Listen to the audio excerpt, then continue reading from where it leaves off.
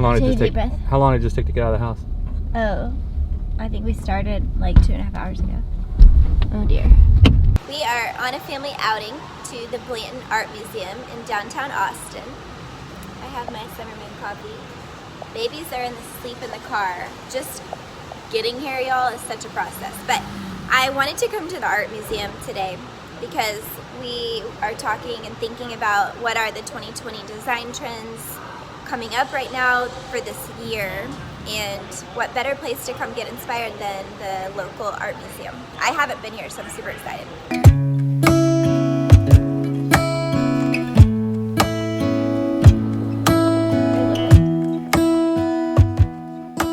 Hey guys, you saw what it took to get here. It takes an army to get us out of the house these days, but we're here, and today we're talking about the 2020 design trends, and I wanted to start right where I'm standing. This behind me is the Ellsworth Kelly's Austin building at the Blanton Art Museum in Austin, and it is a perfect example of one of the biggest trends that we're seeing for 2020, which is called Neo Deco. Now, if we think back to the 1920s, that was the movement of Art Deco. This is basically 100 years later, a new movement, Neo Deco, and it's one of the biggest trends we're seeing. What defines this trend? Well, look behind me. This building, the soft curve of the roof, that's it, you guys. We're seeing soft curves. No more straight linear lines. It's all about the curves. Arches in architecture, soft curves on the fabrics and textiles. This behind me is a perfect example of being on trend for this new decade. Hey y'all, as you know, today we are talking about 2020 design trends for interiors. And I wanted to start at the Blanton Art Museum because to me it's truly a great example of architecture in what's trending right now. And I want to stop and think about, we're just hitting 2020s, right? I saw all over Christmas and New Year's, the roaring 20s, and if you think back 100 years to the 1920s, we saw a movement called Art Deco. This was defined in part by modern meets glamorous, fine craftsmanship. In pattern, we saw lots of metals on metals and patterns with arches and lines. And so what's happening now is exactly 100 years later, we're looking at a new trend called Neo Deco. Now this is sort of an upgraded, different, modernized Art Deco, which is so cool to see 100 years later. Now the Blanton Art Museum is a perfect case in point of the architecture of this new genre. The lines are soft, the ceilings are curved.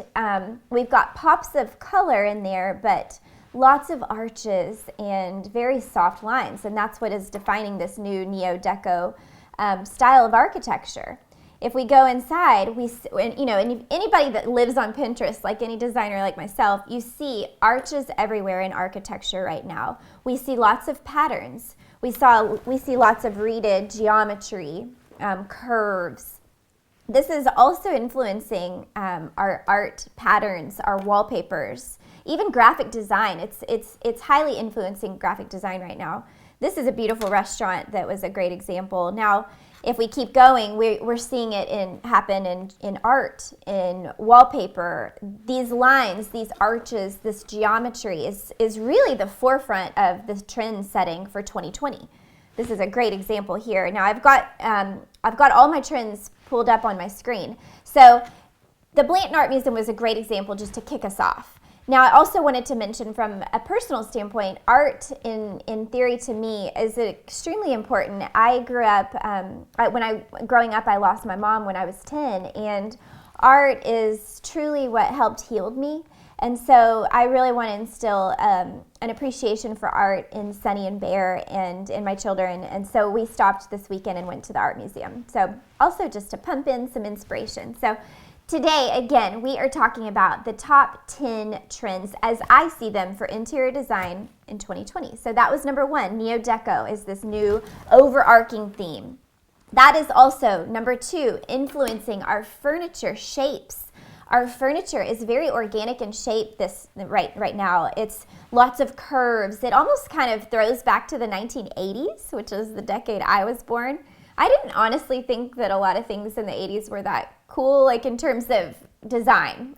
So to see this kind of come back is interesting, but I love curves in architecture. I love curves in furniture because it kind of invites you in. Like take this sofa, for example. This is a really comfortable sofa, and if you can see the arches above it, this is actually an exact great example of what I'm talking about here. Curved coffee table, curved sofa. This in the middle is a picture of a retail space that we designed this year, and it's a small little boutique. So we put in a sofa, and we've got round geometry. All of the armrest and the seat cushions, everything's very rounded. Another great example. So it's really driving the shape of our furniture right now. Number 3, furniture. In terms of furniture trends for interior design right now, we're seeing cane, woven, rattan, jute, very, very natural materials. Now, all of these natural materials nod to craftsmanship, things that are handmade. It's funny, I traveled to Bali with one of my best friends years ago, and she grew up in Indonesia, and rattan furniture is everywhere, as you can see right now. And she laughed the whole time we were there because rattan furniture really, we see tons of it in Indonesia because they've been doing it for decades. She's in her 40s, and she's like, this is what my children's, like my kid bedroom was made out of all rattan. So we're seeing this resurgence of cane and these materials that are natural and handmade. I love this cantilevered chair by Marcel Breuer. This is also, notice the date here, circa 1928. So how cool is that we're seeing this resurgence of style 100 years later? Now, again, these are examples of where we're seeing cane in texture. We've got armoires. Cane doesn't always have to be just a natural, color, that same color. It can be popped with white and black. I love those pops. We're seeing lots of rattan plant stools, and then here's just a beautiful jute rug. So these are just examples of that trend. Trend number 4, we're going to talk about color now. For those of you that know me and have followed along with me for a long time now, you know that I love color. Color is exactly what I'm known for. I am not scared of it. I love a good risk with color. What's funny right now is happening is we're seeing this balance of earth tones and then really, really, really rich jewel tones. So the first one I'm going to talk about, earth tones are still on trend right now. Rust. I actually was thinking rust would be one of the front runners for the color of the year this year, and Sherwin-Williams said it was in 2019. This color palette is influencing our art. Here we have it, geometric art mixed with earth tones. I'll show you guys just for a little tidbit here. This is one of the cool companies we use to buy art called Leaf. They have really neat art that's actually extremely affordable in my opinion. This is a great example of what we're kind of talking about here. Then we go back to how this is driving our decisions even with things like our dinnerware and our kitchenware. Ceramics. When we think about earth tones, we're not just talking about the palette itself, we're talking about the actual material, things that are made of the earth. So terracotta is extremely popular right now, and it's really inexpensive, and you can find a lot of cool things that are handmade in terracotta. So this is a company that I love called Connected Goods. They're all handmade and artisan driven. So that's one of my favorite, types of companies to buy from. You can see lots of ceramics, and there's a desire right now in dinnerware and kitchenware for this ceramic, things that are not perfect. My coffee mug is actually from Thailand, and it was handmade, and no two are the same. That is a trend, you guys. People care right now. They want the things in their home to be unique and different. So I appreciate that, and I'm glad we're headed that way. Trend number 2 in terms of colors, we have to give a nod to Pantone System, who declared that classic blue is our color of the year. Now, I wish I could show you on my phone, but I literally text one of my friends who is the president over at Blue Star, and I told her a year ago that 2020's color was going to be blue. Now, they think it's funny because pretty much I'm 4 for 4 in predicting the colors. Classic blue is our color of the year. Now, a lot of us think of it as a navy, but it's really kind of a little bit more punched. I like this example in the middle of this bookcase that has just a really almost electric blue vibe.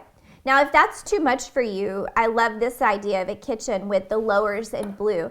A lot of people right now are doing two-toned kitchens.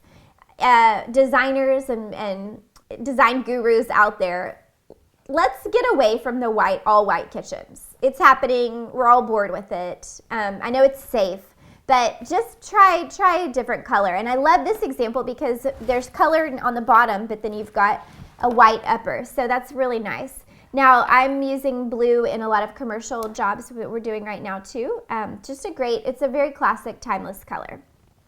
Then let's go to the opposite spectrum. I mentioned that there's a balance. There's this rust palette and earth tone palette, and then we go all the way to the opposite where this new monochromatic visual that we used to see, lots of pale neutrals on pale neutrals. Now we're seeing a lot of mood, dark and moody tones.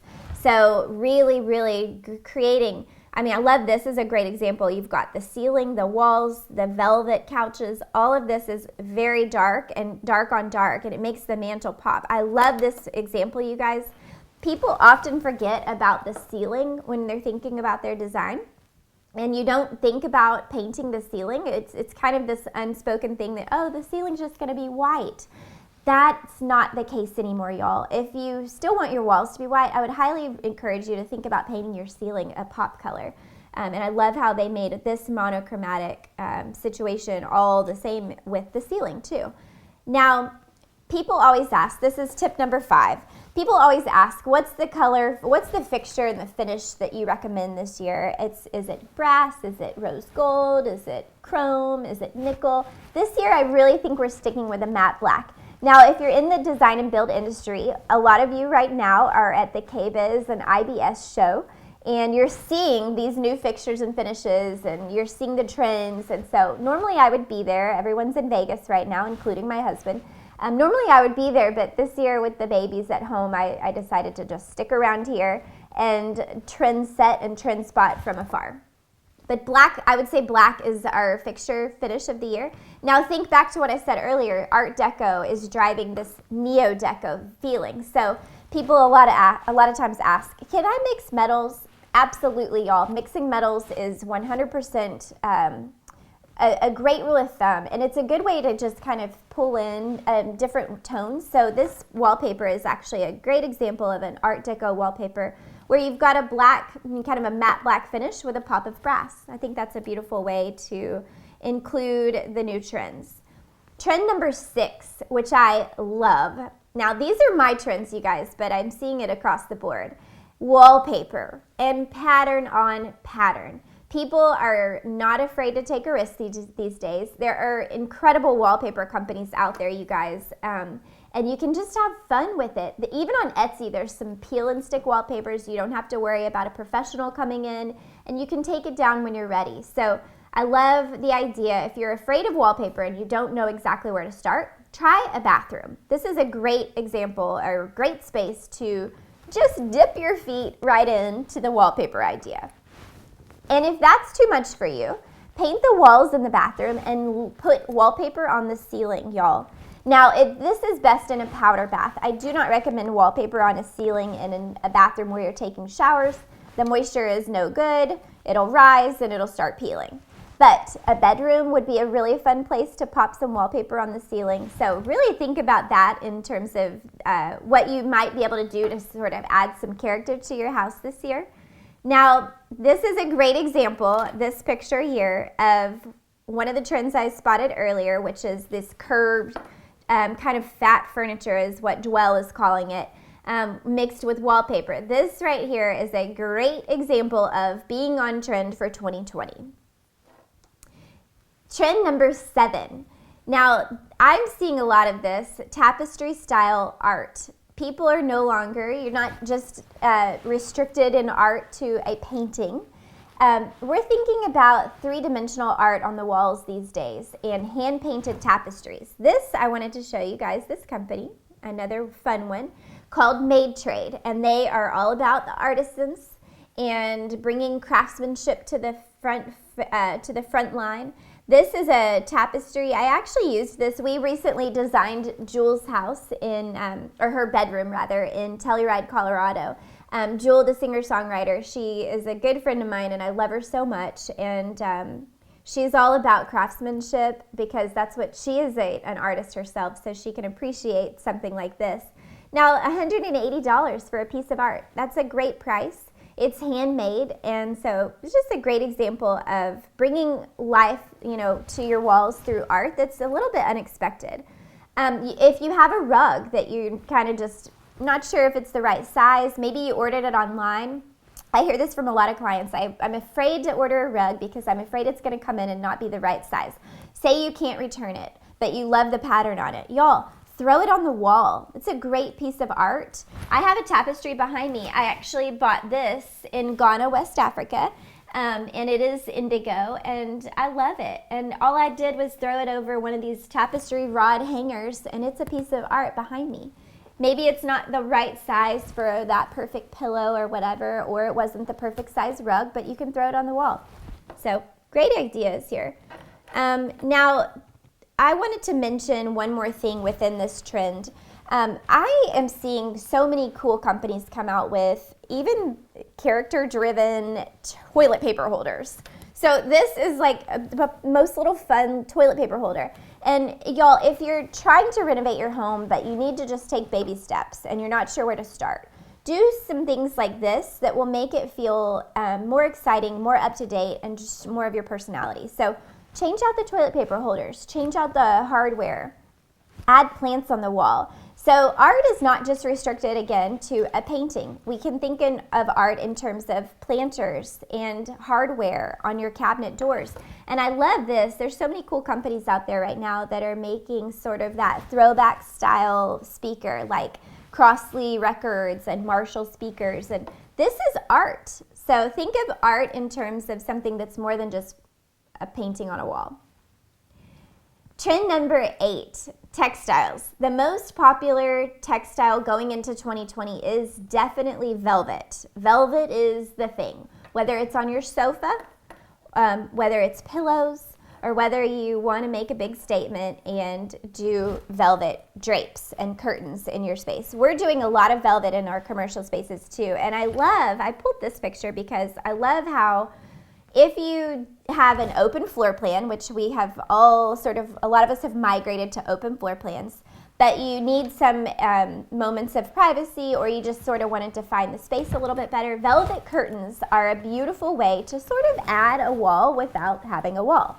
This is a great idea right here. And I love velvet just because it's super comfortable and it's actually really durable. So highly recommend velvet going into 2020. Now, if velvet is a little bit too glamorous for you, consider corduroy. Corduroy is like this laid back, relaxed fabric that just is pretty bulletproof. And what I love about corduroy is as it wears, it just looks cooler. Corduroy is just like, it wears, it thins out, but it kind of adds this vintage layer to things. And y'all, 2020, we are more about our homes feeling lived in than feeling perfect.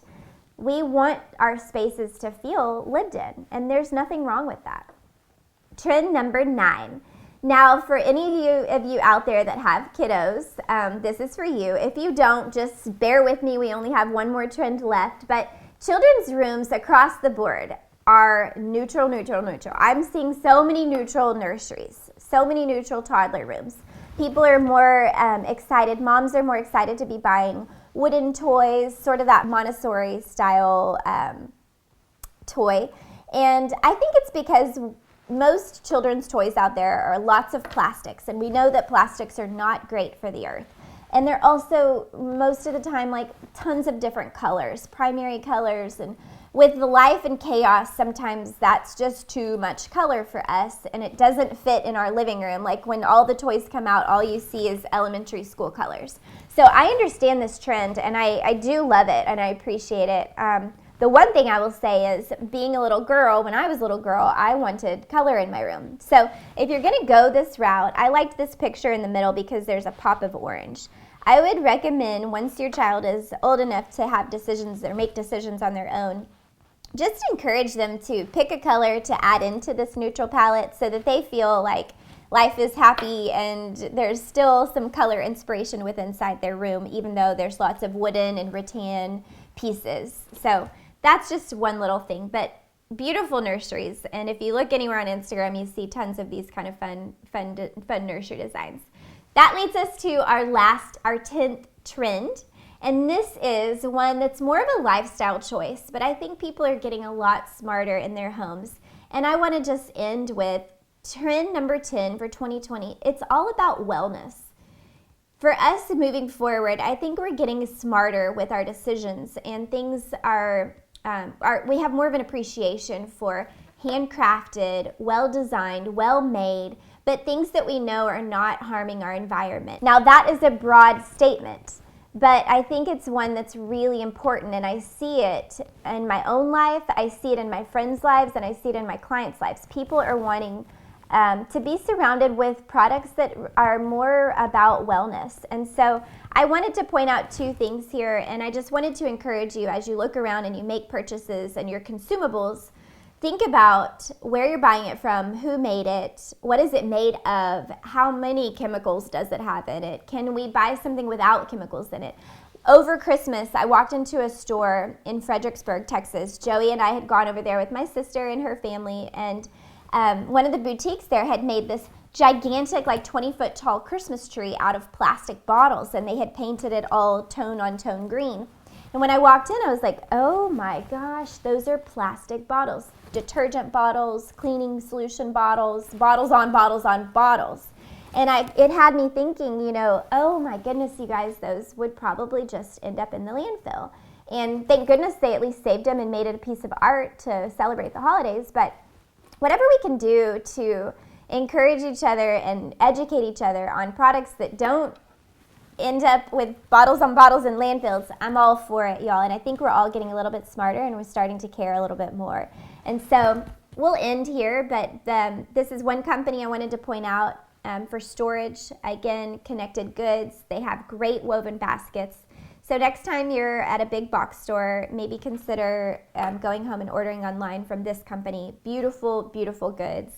And the last one is I just got my starter kit, but I'm going to try the Branch Basics. Now, they are based in Austin, Texas, so that makes me so happy.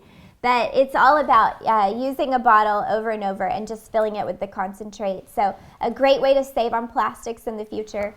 You guys, this kind of concludes what my 10 top 2020 trends are for you. There's so many fun, inspiring things out there.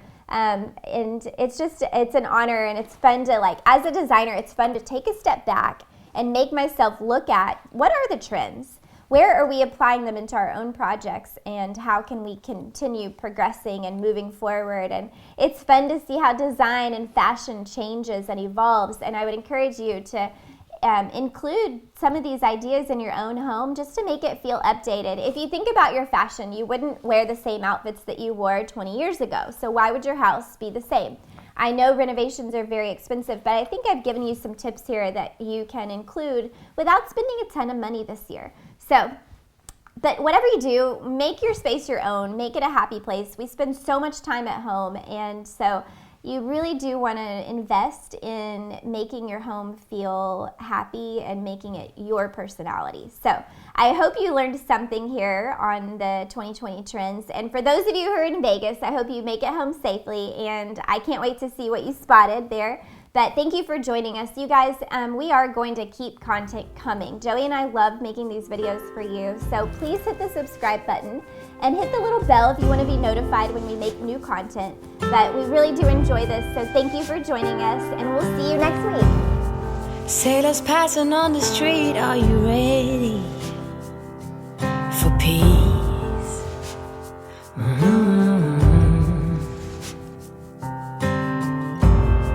Ships are filling up fast, are you ready